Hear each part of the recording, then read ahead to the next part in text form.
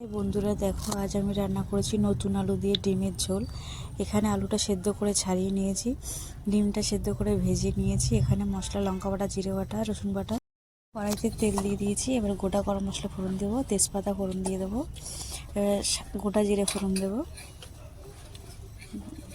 এবার পেঁয়াজ কুচি দিয়ে দেবো।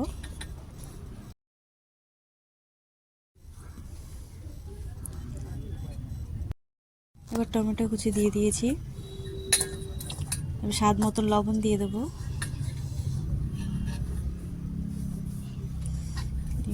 এবার দিয়ে দেবো রসুন বাটা।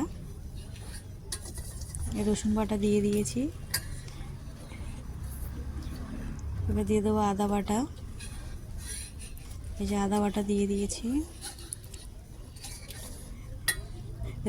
দিয়ে দিয়েছি জিরে বাটা। এবার দিয়ে দেবো লঙ্কা বাটা। লঙ্কা বাটা দিয়ে দিয়েছি। এর মশলাটা কিছুক্ষণ নাড়তে থাকবো।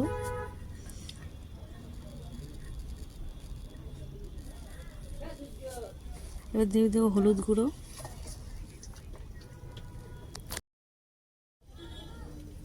এই যে হলুদ গুঁড়ো দিয়ে দিয়েছি। আর মশলাটা ভালো করে নাড়তে থাকবো। এবার সেদ্ধ আলুটা দিয়ে দিয়েছি, দিয়ে ভালো করে নাড়তে থাকবো কিছুক্ষণ। দেখো কি সুন্দর কালার এসেছে। ভালো করে মশলাটা কষাবো। এখন কিছুক্ষণ পরে জল দিয়ে দেবো। দেখো এখানে জল দিয়ে দিয়েছি। জলটা পরিমাণ মতন দিয়েছি, আলুটা যেহেতু সেদ্ধ করা আছে। দেখো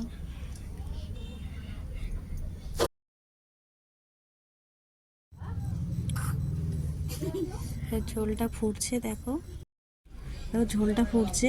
ভেজে রাখা ডিমটা এখন দিয়ে দিচ্ছি। দেখো দিয়ে একটু নাড়াচাড়া দিয়ে দেবো।